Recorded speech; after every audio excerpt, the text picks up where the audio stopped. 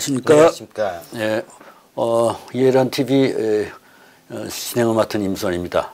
오늘은 뉴페이스를 소개해드립니다. 정우남 기자신데요. 리버티 코리아에서 북한 전문 기자로 맹활약을 하시게 될 분이십니다. 오늘은 특히 북한의 신분 세습이 강화되는 이런 문제에 대해서 단순히 이제 리버티 코리아에 보도된 것만으로는 남한 사람들한테 이해하기가 좀 부족하지 않나 싶어서 특별히 해설 시간을 마련해 봤습니다. 북한 당국이 최근에 신분 세습 제도를 강화하고 거기에 강화할 때에 대한 중앙의 지시가 각 지방에 내렸다고 보도된 바 있습니다. 그래서 이 부분에 대해서 그 조치가 자세하게 어떻게 조치된 것인지부터 한번 설명하는 걸로 시작해 볼까요? 네. 그러니까 북한이 올해 들어 벌써 세 번째로 이 신분 세습을 강화할 때 대한, 그러니까 출신 성분에 따라서 직업을 배치해 주라. 이런 지시가 최근까지 모두 세 차례 내렸다는 겁니다. 네.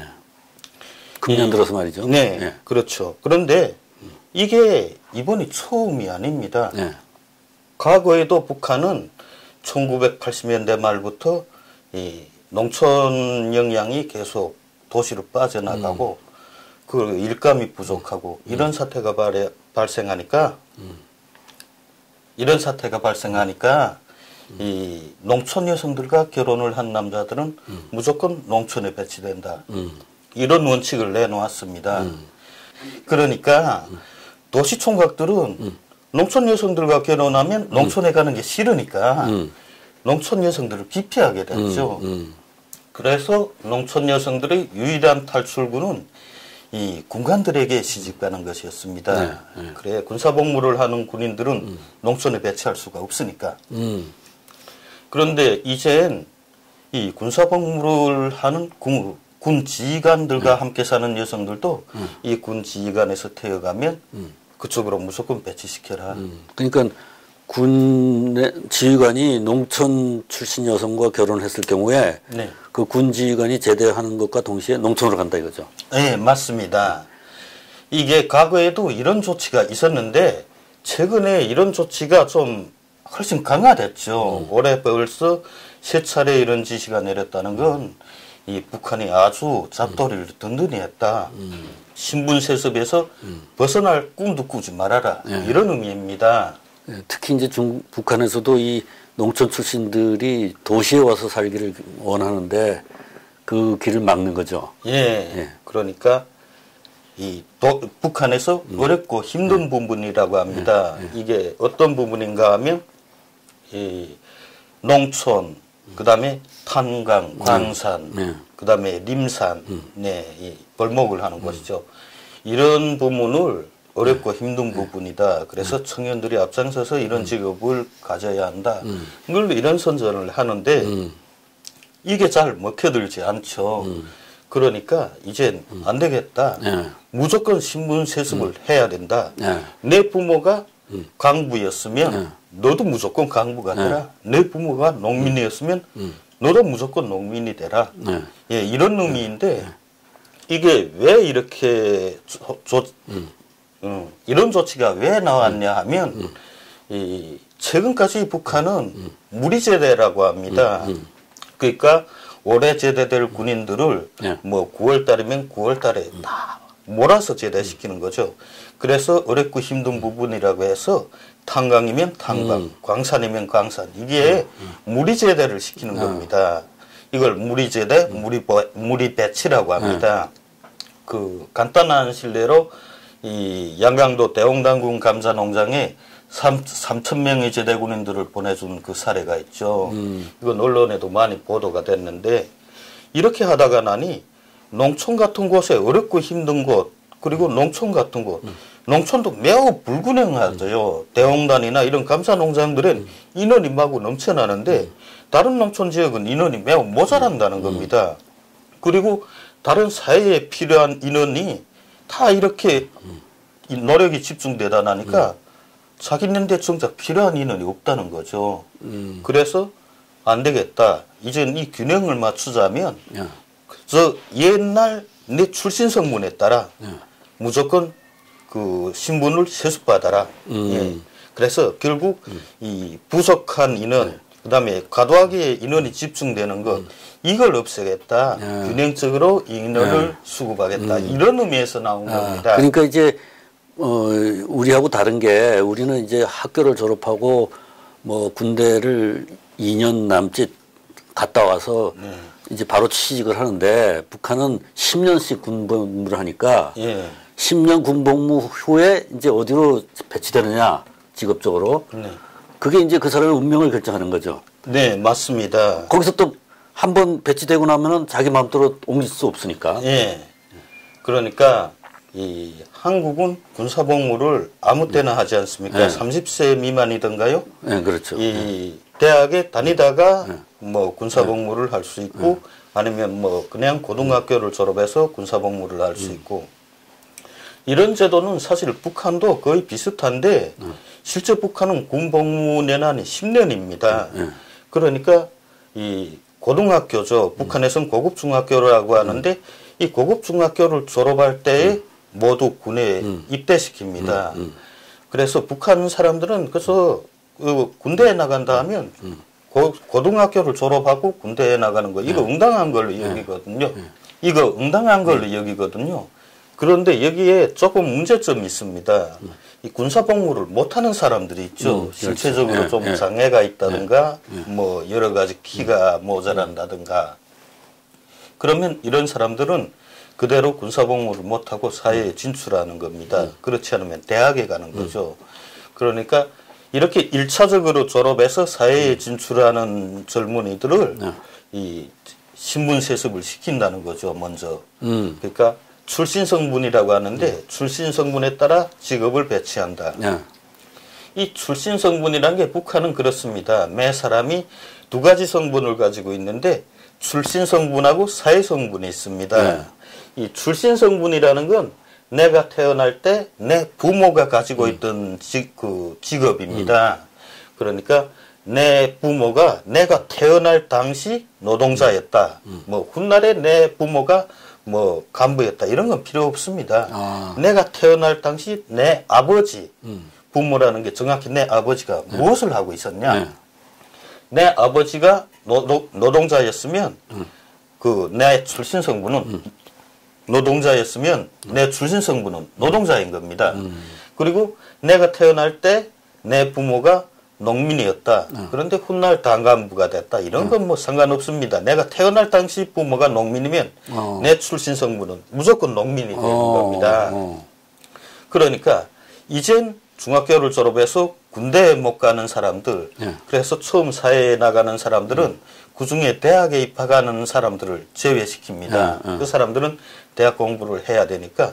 그리고 사회에 나가는 사람들은 무조건 출신 성분에 따라 그러니까 내가 태어날 때 부모가 가지고 있던 직업에 따라 배치해라. 예, 이거 그러니까 결국 이게 직업의 세습이죠. 이거 신분 세습. 네. 그러니까 이게 이제 고등학교 졸업자들이 거기에 해당하고 군대를 안 가게 되는 고등학교 졸업자. 네.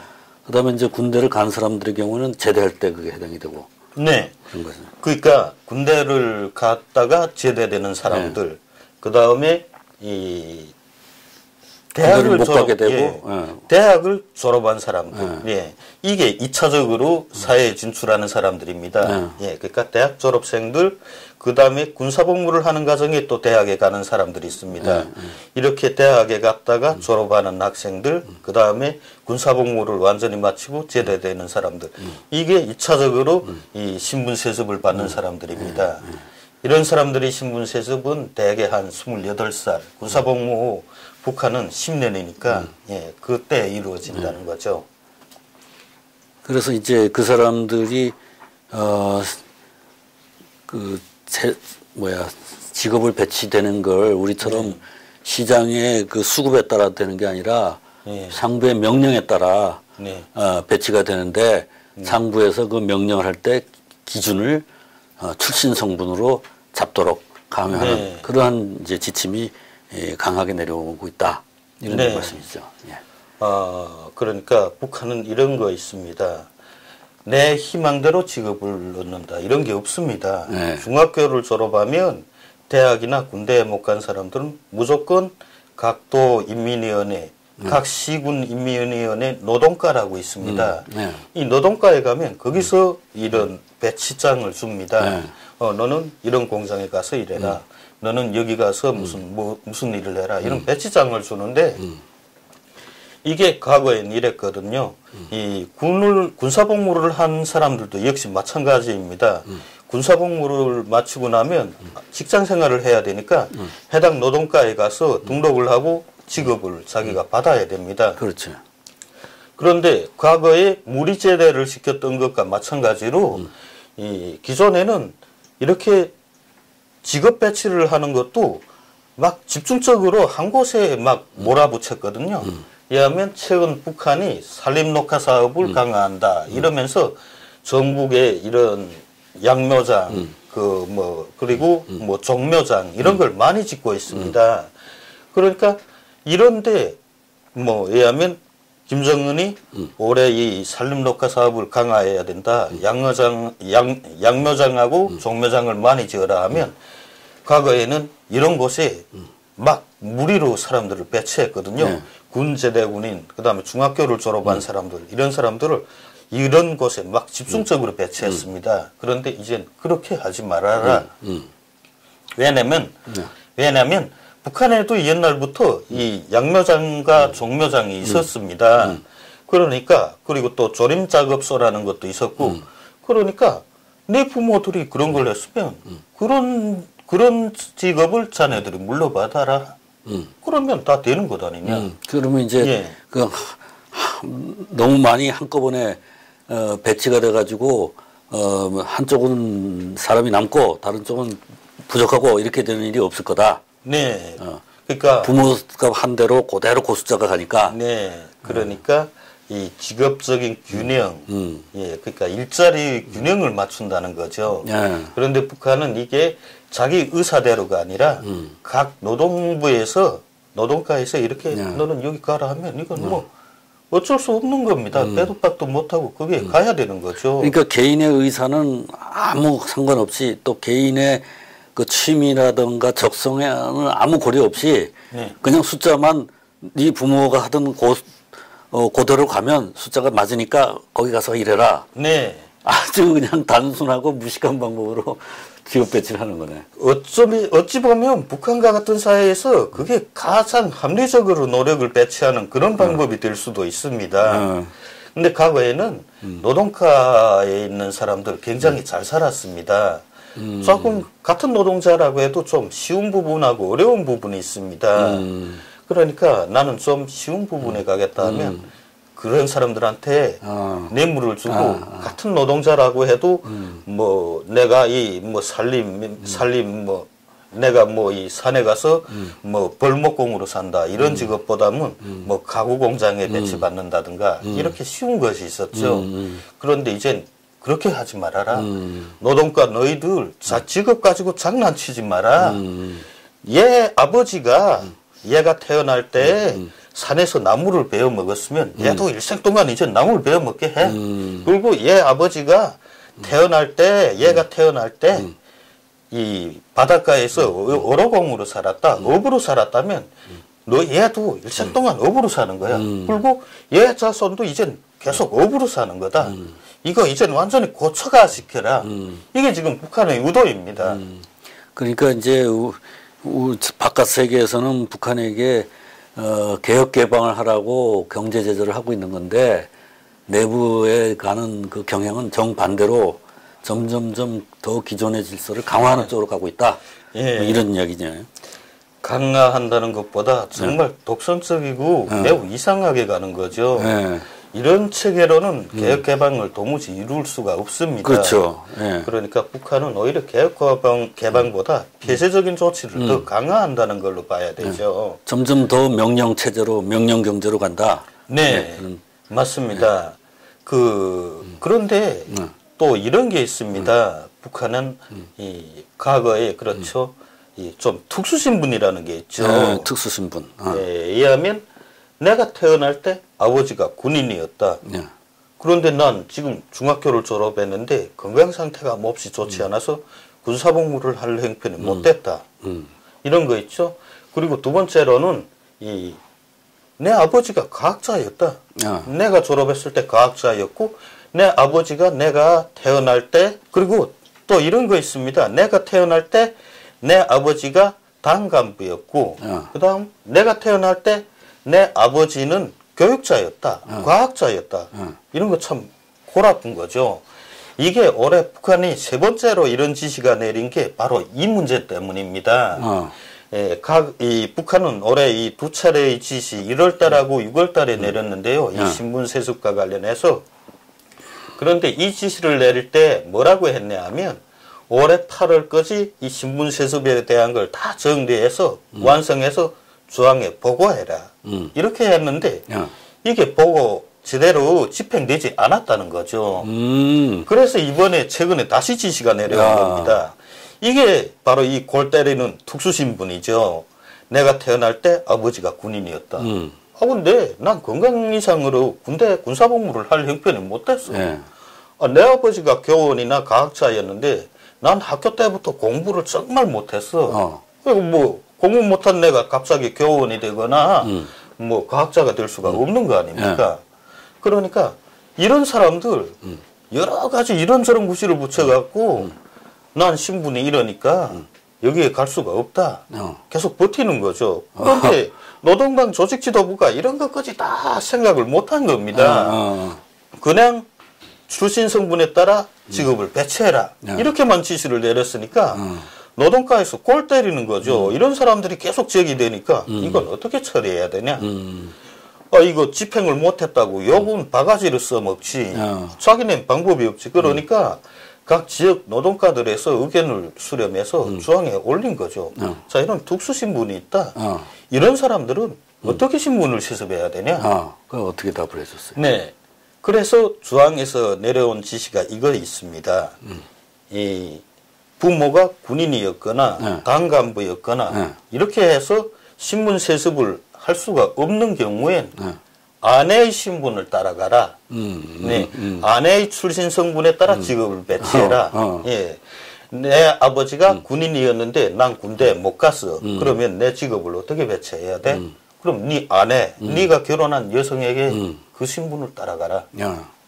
그것마저도 안 되면 그땐 네 어머니의 신분을 세습해줘라. 그러니까 직계에서 가장 가까운 사람의 신분을 세습하라는 겁니다. 그러니까 난 뭐 이런 거 있죠. 난 군사복무를 했는데 부모도 군 간부였는데 근데 어느 날 제대되고 보니까 날 농장에 가라 하는 거예요. 왜 농장에 가야 되는데 물어보니까 야, 네 와이프가 농민이었어. 봐. 출신 성분이 농민인데 그러니까 넌 응당 농민이 돼야 되는 거야. 되게 억울하지만 어쩔 수가 없다는 겁니다. 그런데 또 이런 경우도 있다고 해요. 왜냐하면 내 아버지가 내가 태어날 때 남한에 난파된 간첩이었어요. 그러면 이런 경우에는 아내의 직업, 출신 성분을 따라가는 것이 아니라 내 아버지의 아버지, 할아버지의 출신 성분을 따라가야 된다. 그러면 할아버지는 그때 농민이었으면 농민이 돼야 되고 노동자였으면 노동자여야 되고 그때 뭐 내 할아버지가 강부였다 하면 난 억울해도 강부로 가야 되는 겁니다. 근데 그 아버지가 남한에 그 공작원으로 가 있었으면 평양에서 좋은 환경에서 자랐을 텐데 물질적으로. 그런 사람이 농촌에 가서 농사 지을 수 있나? 그러니까 이런 사람들은 평양에도 농장이 있습니다. 주변에 농장이 많습니다. 그런 데 가서 농사일을 해라. 그런데 뭐가 있냐?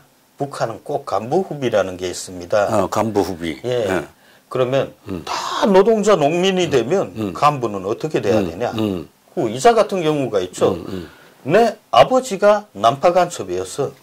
그래서 할아버지 신분을 따라가야 되는데 따지고 보니 내 할아버지도 난파 간첩이었어요. 이거 답답한 거죠. 그때는 어떻게 해야 되냐? 그래서 그러면 아내의 신분을 따라가라. 근데 국가는 너희들을 가만히 그서 내팽개두지 않는다. 우선 그런 사람들을 우선적으로 잘 키워서 분조장, 작업반장, 관리위원장 이렇게 간부로 키워준다. 그렇지 않으면 군사복무를 할 때에 이 북한은 군사복무가 10년인데 이 대학 입학 과정은 군사복무를 하다가 내가 대학 지표를 진다. 이 대학 입학 그 자격을 진다. 이런 게 있는데 이건 25살입니다. 25살에 미리 대학에 갈 사람들을 선정해서 그 대학 시험을 보고 입학시키거든요. 너무 늦게 대학에 가면 이것도 문제가 되니까. 그런데 그것도 그렇습니다. 군사복무를 하는 과정에서도 내 부모가 어떤 직업을 가졌나, 출신 성분이 좋냐 나쁘냐, 내 부모가 당간부였다. 그러면 얘는 우선 딱 찍어놓는 거죠. 너는 부모가 당간부였으니까 먼저 대학 입학을 추천해준다. 우선적으로 대학에 보낸다. 그러면 그 후에 난 어떻게 될까요? 나는 출신 성분이 군인이었고 그 다음에 대학을 졸업해서 그냥 간부가 되는 겁니다. 그러면 내 자손도 또 그렇게 발전을 한다는 거죠. 북한은 이렇게 만들어서 결국 단순히 신분만 세습을 하는 게 아니라 예, 그렇죠. 양반이라고 하죠. 양반하고 상놈을 이렇게 완전히 구분해 놓는 겁니다. 봉건 시대나 그래서 똑같다고 말해야죠.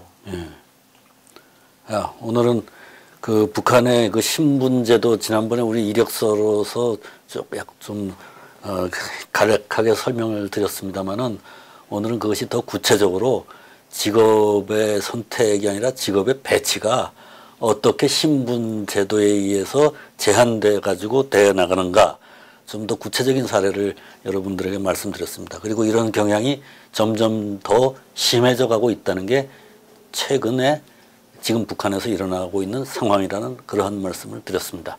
자, 그러면 또 다음번에 또 더 이제 이 다음 이 상황이 어떻게 진행되어 가고 있는가 계속해서 우리 정 기자님께서 나와서 계속 설명을 해드리기로 하고 오늘은 여기서 그만 인사드리기로 하겠습니다. 네, 고맙습니다. 감사합니다.